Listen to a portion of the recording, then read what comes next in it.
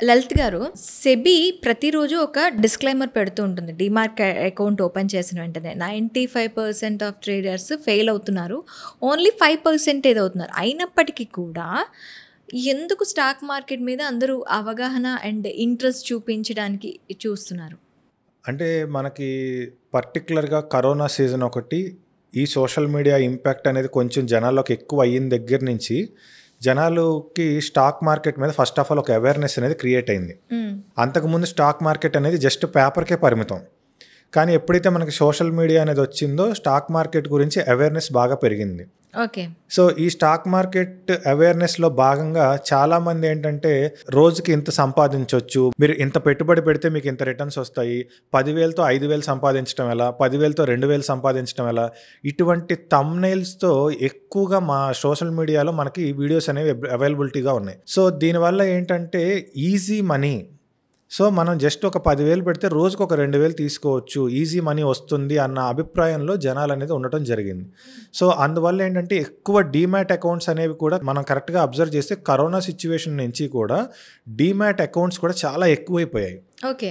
So, అందువల్ల easy money అనేది ఒకటి మైండ్‌లో పడిపోయి జనాలు ఎక్కువ క్యూరియాసిటీతో మెయిన్‌గా ఈ థంబ్‌నెయిల్స్, ఈ స్ట్రాటజీ వాడితే మనకింత డబ్బులొస్తాయి, ఈ స్ట్రాటజీ వాడితే కంపల్సరీ ప్రాఫిట్ ఉంటుంది అని చెప్పేసి ఇటువంటి కైండ్ ఆఫ్ వీడియోస్ ఉండటం వల్ల ఈ క్యూరియాసిటీ అనేది తగ్గడం లేదు. అయితే స్టాక్ మార్కెట్‌లో ట్రేడర్‌గా ఉండాల్సిన క్వాలిటీస్ ఏంటి? అలాగే ఇన్వెస్టర్‌గా ఉండాలంటే క్వాలిటీస్ ఏంటి?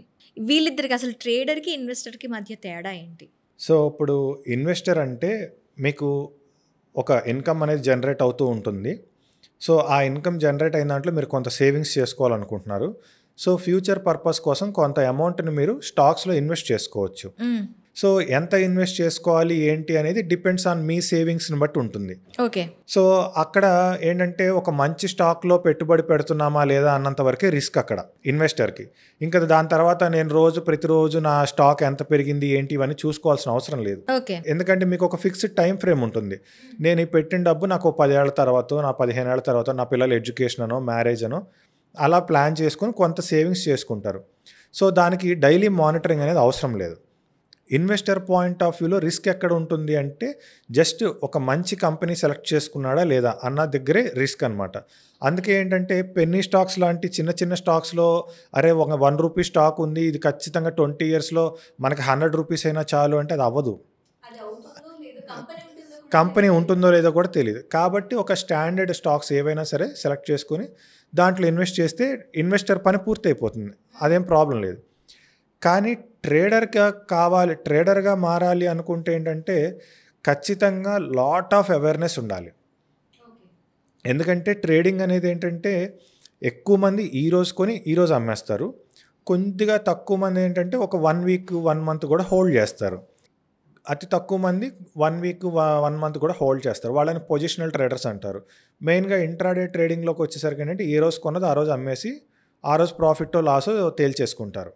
సో, ఇలా ఏ రోజుకి ఆ రోజు ట్రేడింగ్ చేయాలి అన్నప్పుడు మనకు ఖచ్చితంగా లాట్ ఆఫ్ అవేర్‌నెస్ అనేది ఉండాలి. అందుకే సెబీ మనకి 95% ఆఫ్ ది పర్సన్స్ లాస్ అవుతున్నారు అంటే ఈ అవేర్‌నెస్ ఏమీ లేకుండా జస్ట్ ఈజీ మనీ అనే ఒక పాయింట్‌తో స్టాక్ మార్కెట్‌లోకి రావటం వల్ల జనాలనేది లాస్ అవుతారు. ఓకే.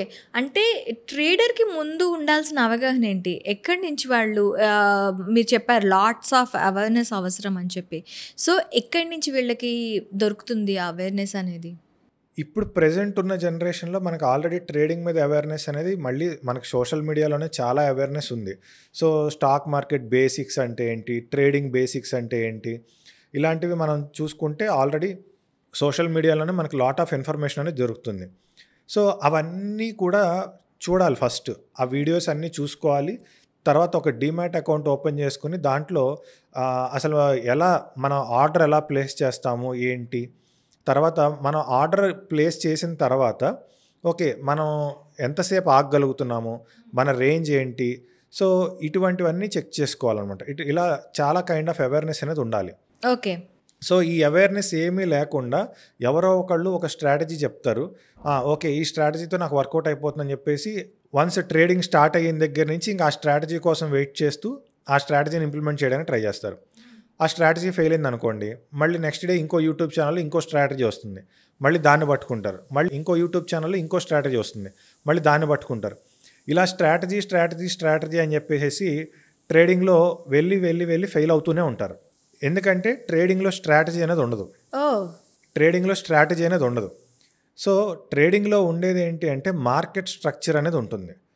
సో అసలు బేసిక్ మార్కెట్ స్ట్రక్చర్ ఏంటి, ఈ మార్కెట్ స్ట్రక్చర్లో మనకి రియాక్టివ్ పాయింట్స్ ఏమేమి ఉన్నాయి, సో అక్కడే ఆ ప్రైస్ ఎందుకు రియాక్ట్ అవుతుంది, ఈ రియాక్ట్ అవుతున్న చోట నేను బై చేయాలా సెల్ చేయాలా అనేది మనం కొన్ని టెక్నికల్ టూల్స్ లాంటివి వాడి అక్కడ ఒక డెసిషన్ మేకింగ్ తీసుకొని దాన్ని బట్టి మనం ట్రేడింగ్ అనేది చేయాలి.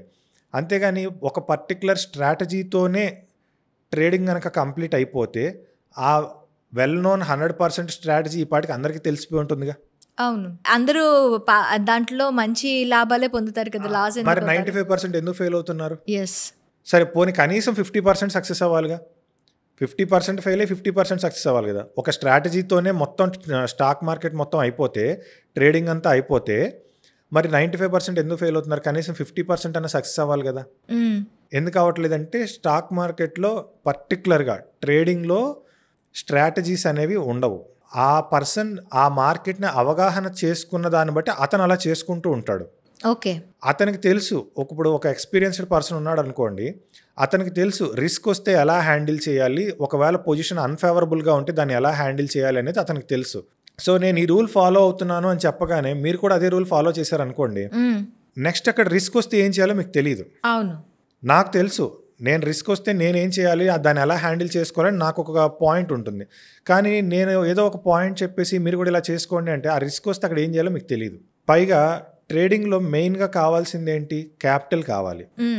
సో నా క్యాపిటల్ కొంత ఉంటుంది, మీ క్యాపిటల్ కొంత ఉంటుంది. అసలు మీరు ట్రేడింగ్కి ఏ మోటివ్తో వస్తారు?